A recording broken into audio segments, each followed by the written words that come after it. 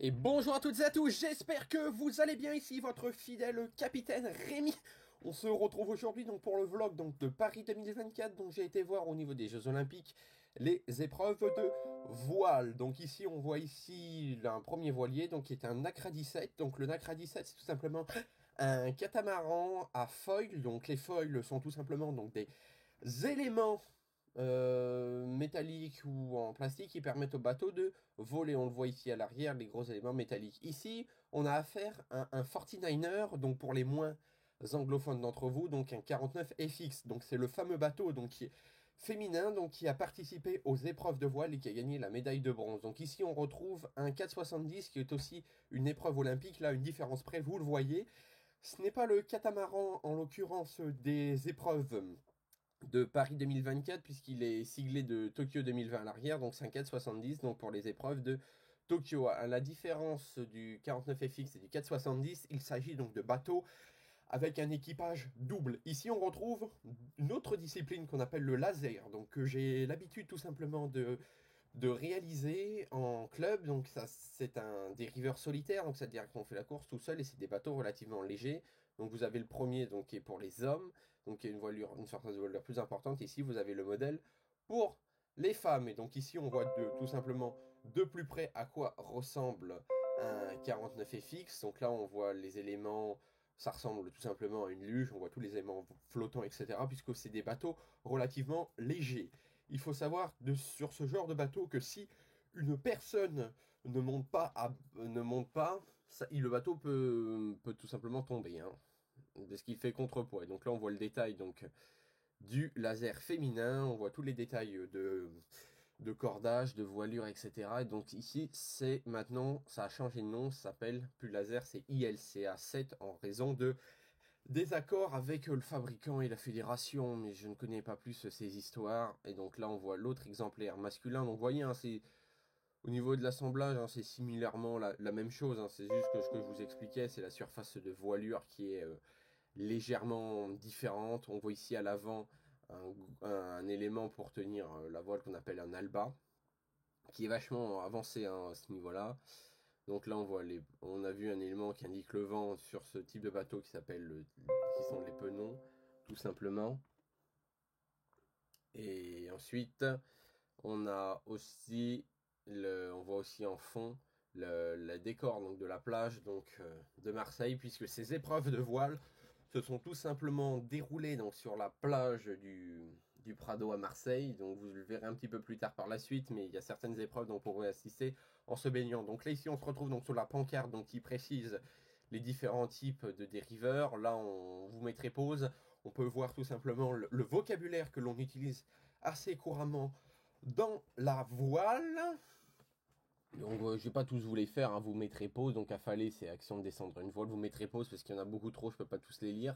Et donc là on a un petit panneau qui raconte la voile au fur et à mesure du temps, donc ça on va le passer un petit peu puisque je vous ai fait une vidéo qui est l'avant-dernière vidéo de cette chaîne YouTube que je vous inviterai tout simplement à regarder pour plus en plus d'informations. Et donc ici on voit la base de Marseille, vous voyez les petits chapiteaux où les bateaux se préparent, et donc là on voit les panneaux de toutes les pays qui participent aux Jeux Olympiques. Donc là, on parle du Nacra 17 à foil, donc on parle du Formula Kite. Donc pour ceux qui ne savent pas ce que c'est que le Formula Kite, en fait, c'est la planche à voile. C'est vrai qu'on n'en parle pas beaucoup ici sur cette chaîne YouTube. Donc là, on a le 49 FX, donc 4,876 mètres beau, donc c'est la longueur de, de la voile. Enfin, pas de la voile en elle-même, mais comment je peux vous dire ça pour que vous compreniez bien. La baume, en fait, ce qui tient la voile, tout simplement. Donc là, on a le LCA 7, le 470. Des rivers mixtes, c'est l'épreuve de cette année, puisque cette année, avec Paris 2024, ils ont instauré pas mal d'épreuves mixtes. Avant, il n'y avait pas beaucoup d'épreuves mixtes, donc il y a l'épreuve filles en laser, l'épreuve masculin en laser, le 470 mixte et 49FX hommes et femmes. Donc là, on parle du kitefoil. Donc le kitefoil, c'est pour ceux qui ne savent pas ce que c'est tout simplement le kitesurf. Vous verrez les images tout à l'heure. Hein. Le kitesurf, c'est une planche à voile, entre guillemets, qui vole. pour faire simple, c'est pas tout à fait ça, c'est un peu mal dit, mais vous comprendrez.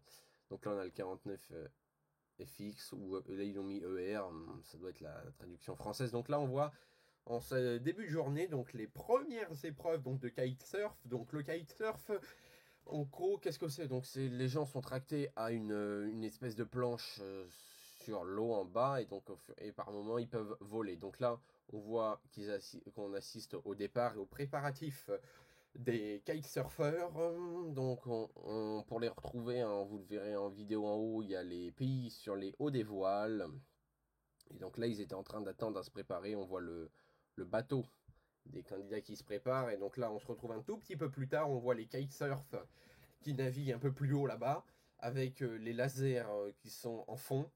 Parce qu'il y avait aussi une épreuve de laser en même temps. C'est un peu difficile, hein, vu de tout faire, hein, sur une semaine, puisque pour ceux qui ne savent pas, les épreuves de voile, elles se déroulent sur une semaine, hein. Donc il y a plusieurs types de courses. On a la medal race, hein, qui est la course finale. Et donc avant d'arriver à la medal race, il existe une dizaine de courses.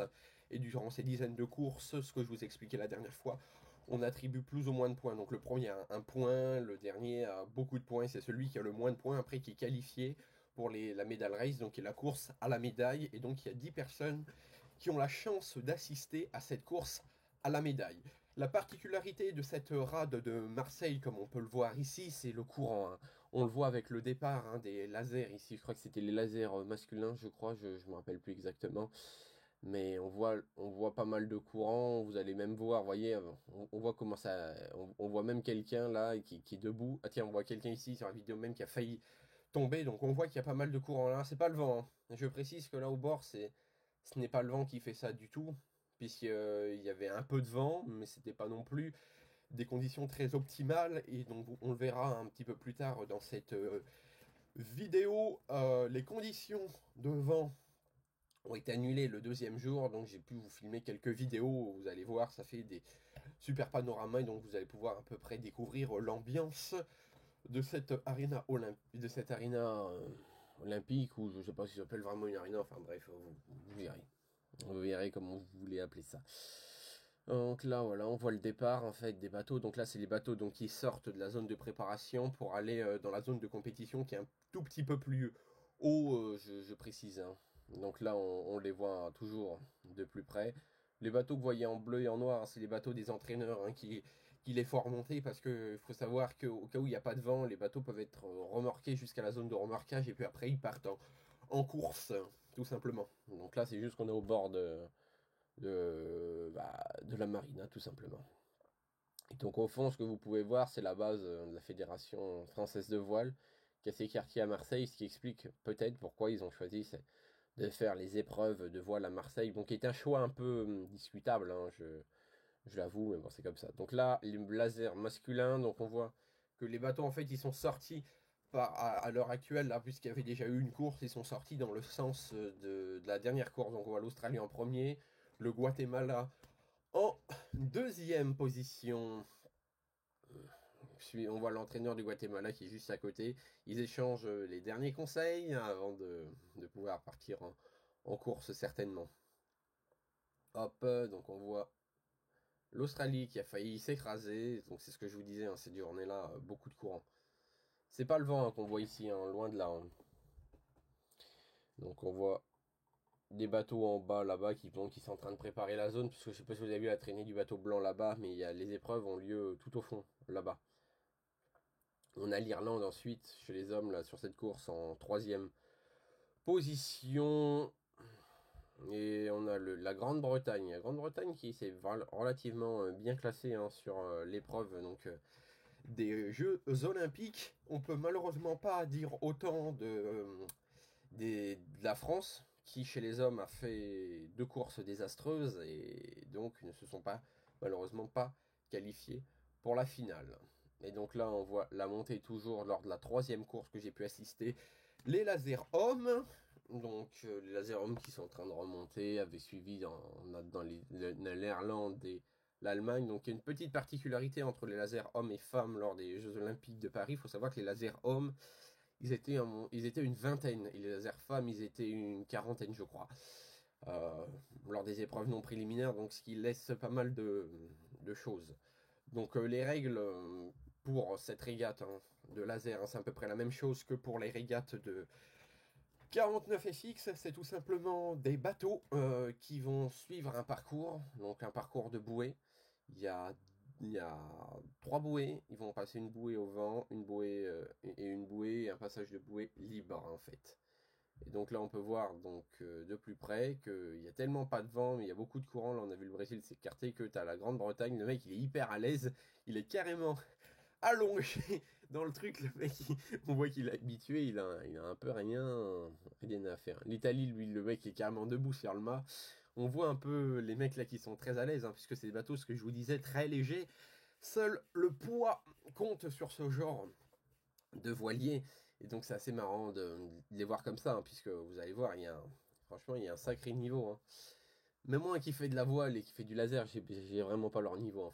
Faut être très honnête avec vous. Mais franchement, ils ont une maîtrise incroyable. D'un côté, heureusement que j'ai pas leur niveau, sinon j'aurais loupé une carrière aux Jeux Olympiques. Bon, bref. Donc là, on voit le fond de la marina de Marseille. On voit la route derrière. Il faut savoir hein, que durant ces 3 jours là où j'ai pu assister aux compétitions de voile, il a fait très très chaud. Hein. On a eu 45 degrés, les épreuves étaient un peu en plein soleil, donc je me suis un peu sacrifié pour vous, j'ai pris un coup de soleil pour, pour vous sortir cette vidéo. Ah là là. Donc on voit, hop, on voit toujours l'Italie là, qui est debout sur le mât avant. Là je vous ai filmé un peu en zoom dessus, on voit le courant. Vous voyez, on voit le courant qui dérive, qui fait dériver vers le bord. Et donc là on va les voir tout simplement partir bientôt. Ils vont tourner à la bouée puis ils vont aller au fond après. Et donc le départ va bientôt être fait. Donc vers les dernières lignes, on a la Nouvelle-Zélande et la Corée. La Corée du Sud, je précise. Hein. On a la Croatie, le ESA, je sais plus ce que c'est. Je l'ai su. Oula, voilà. Et voilà. Je peux plus vous dire ce que c'est ESA, je ne me rappelle plus. Bon, ceux qui sont à l'aise avec les pays aux Jeux Olympiques, hein, vous me direz. Parce que honnêtement, je ne me rappelle pas. TUR, je sais plus ce que c'est. TUR comme pays. IVB non plus, je sais plus ce que c'est. Donc là, on les voit un petit peu de plus près, un peu plus loin dans le parcours. Hein. Donc vous voyez, lors des départs et des sorties, on était vachement proches. Hein. C'est ça que j'ai trouvé franchement très intéressant.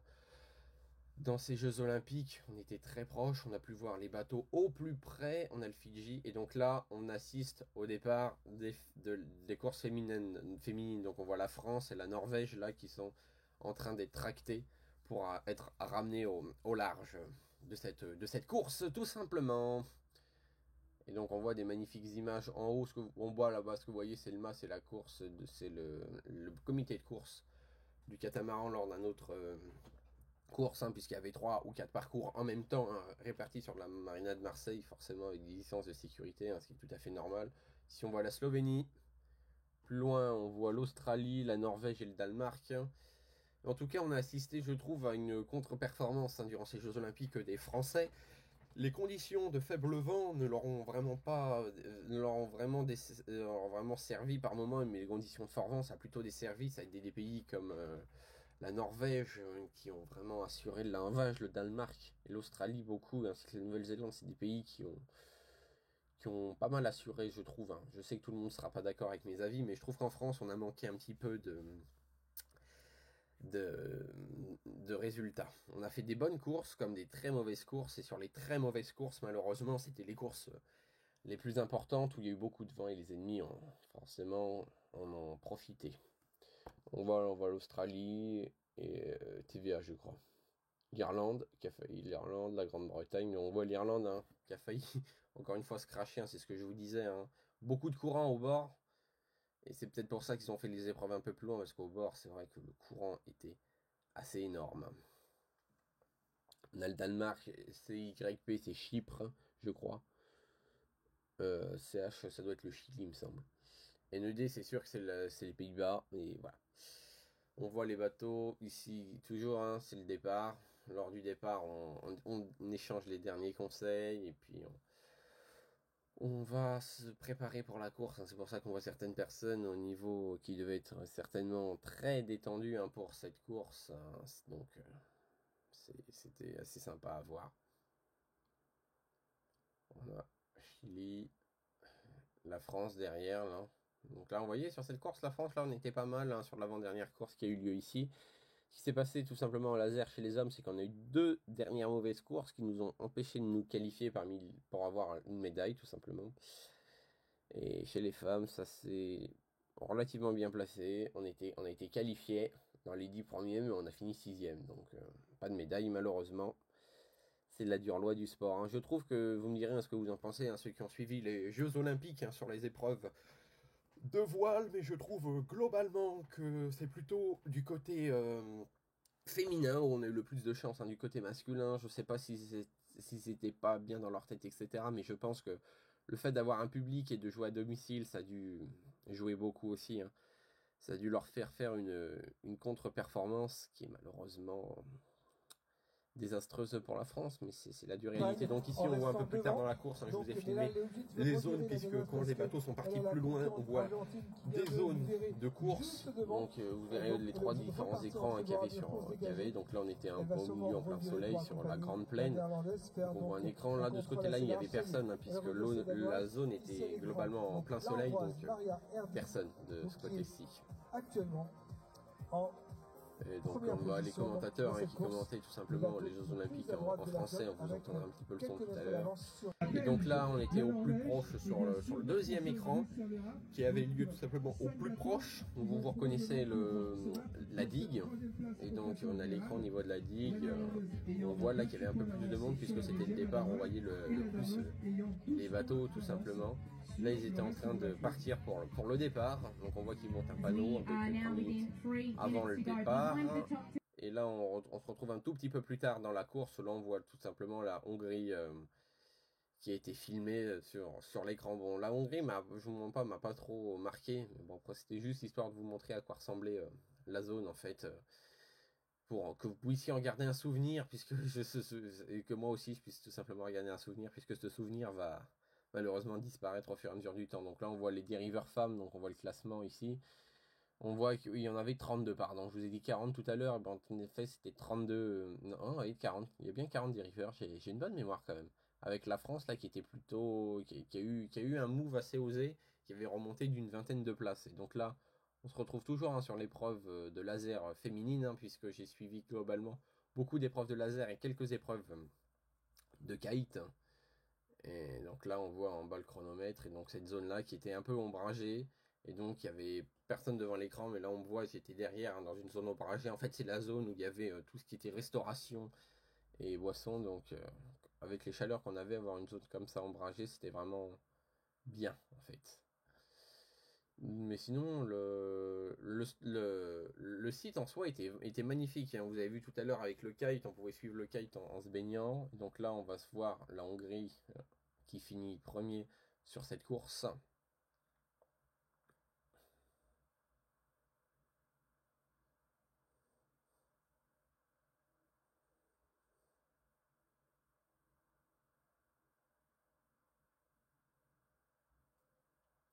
Et là, on se retrouve aussi, c'est pareil, c'est la même zone d'écran, mais c'était lors d'une autre course, c'était sur les multicoques français, que je n'ai malheureusement pas pu vous filmer, puisqu'ils partaient un peu loin du plan, et donc ils partaient beaucoup plus loin du plan, et donc j'ai malheureusement pas pu vous filmer ces bateaux-là, mais c'est la dure loi de la réalité. Au moins, on a un beau panorama de vue, on voit la roue de Marseille, on voit la deuxième plage de Marseille au bout là-bas, et on voit des gens se baigner. Donc là, on arrive vers le deuxième jour. Donc le deuxième jour, il n'y avait pas de vent, donc j'ai pu vous prendre cette vidéo, donc des lasers qui attendaient le départ. Et malheureusement, on n'a pas eu lieu le deuxième jour.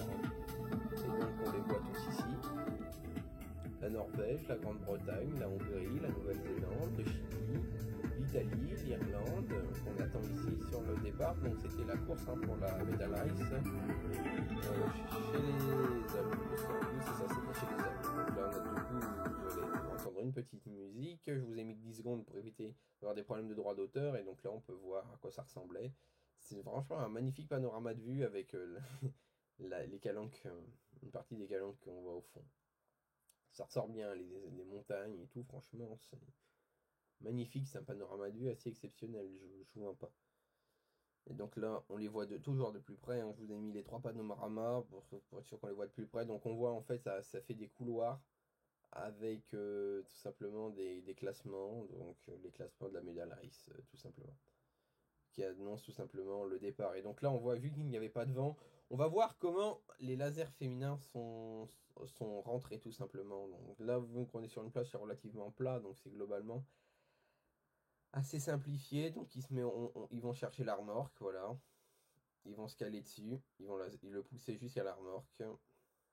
Et ils vont le mettre. Et donc là, on voit un monsieur qui tire la remorque. Il faut savoir que les remorques, c'est pas lourd, hein, même le bateau est pas lourd, hein. On peut le tirer à une seule personne sans aucun souci, hein. C'est relativement très léger.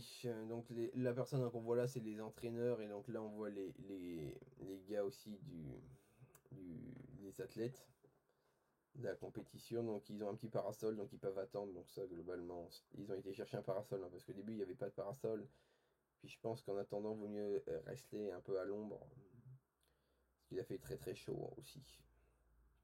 Autre chose qui était bien durant ces jeux aussi, c'est qu'on pouvait voir les athlètes rentrer sur leurs épreuves. Donc on les voyait vraiment au plus près, lors des préparatifs, etc. Franchement, c'est globalement très sympa. C'est une expérience assez unique, hein, qu'on malheureusement on n'aura pas l'occasion de vivre beaucoup. Et donc c'est pour ça que ça me paraissait très important de pouvoir la sauvegarder pour vous, et comme pour moi aussi. Et donc là on voit pareil, hein, les lasers des équipes, ils sont en train de remonter au fur et à mesure. Il faut savoir que là au bord de la plage, hein, on n'a pas beaucoup de profondeur, hein, donc c'est peut-être pour ça qu'on voit les bateaux à moteur qui sont bloqués jusqu'à un certain niveau, parce que sinon après on peut toucher le fond, et donc on va tout simplement abîmer le bateau, et ça, c'est franchement, c'est pas des choses à faire. Là on voit le Canada du côté des femmes là, qui est en train de remonter également, donc voilà. C'est assez sympa, hein, j'ai globalement bien aimé ça, surtout qu'en plus j'ai pu découvrir la ville de Marseille. C'est une ville que je ne connaissais absolument pas et que j'ai eu l'occasion de découvrir. Donc franchement, c'était relativement sympa et c'était assez chouette. Donc pour ceux, hein, qui ne connaissent pas la ville de Marseille, franchement, je vous la conseille, hein. C'est peut-être pas tous les arrondissements, mais je vous conseille la plage, et ce qu'il y a à visiter. C'était une relativement bonne expérience, donc j'ai globalement bien aimé.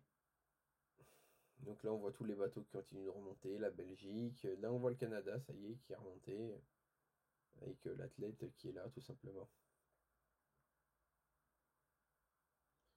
Donc ils ont plutôt intérêt à mettre des protections, etc., hein, parce que vous avez vu la chaleur qu'il fait, hein, et les lunettes de soleil, casquettes, c'est obligatoire. On a vu certaines personnes aussi, au niveau qui mettent des casques. Ça peut être utile aussi pour éviter de se prendre la baume sur la tête, sur la tête. Parce qu'il faut savoir, hein, qu'il y a des risques, hein, dans ce genre de sport. On peut se prendre la baume sur la tête, et là, ça fait relativement mal, hein. On peut se noyer, hein, en se prenant un choc à la baume et tomber. Donc là, on voit la France derrière, en train de ranger le bateau, suivi de la Hongrie derrière, et suivi du Danemark, de la Belgique, pardon, BEL, j'ai eu DEL, moi, n'importe quoi, de Belgique, pardon. Et donc voilà, en tout cas là, donc on voit, hein, c'était un des derniers jours où j'ai pu assister. On voit que tout le monde rangeait. Ça fait une sensation bizarre, hein, quand vous voyez qu'à la fin de journée tout le monde range, etc. Surtout que ça fait bizarre, hein, on peut genre que ce genre d'événement ne s'arrête jamais, puisque vous allez entendre, hein, le peu de séquences que je vous ai mises avec du son. Il y avait vraiment une ambiance particulière, hein, de ces Jeux Olympiques, et c'est ça qui les rend uniques, c'est l'ambiance aussi, et le fait qu'ils soient, tout simplement à la maison, encore plus à la mer. Alors là, franchement, c'était magnifique, je peux pas dire mieux, hein. Donc j'espère en tout cas que on sera nombreux pour assister à d'autres épreuves par la suite. Et là, on voit le bateau, donc le bateau caméra qui rentre. Donc pour moi, il va être temps de vous souhaiter à toutes et à tous une excellente fin de vidéo. Si vous aimez, partagez cette vidéo, et si vous n'avez pas regardé les vidéos précédentes, je vous invite à les regarder. Salut tout le monde.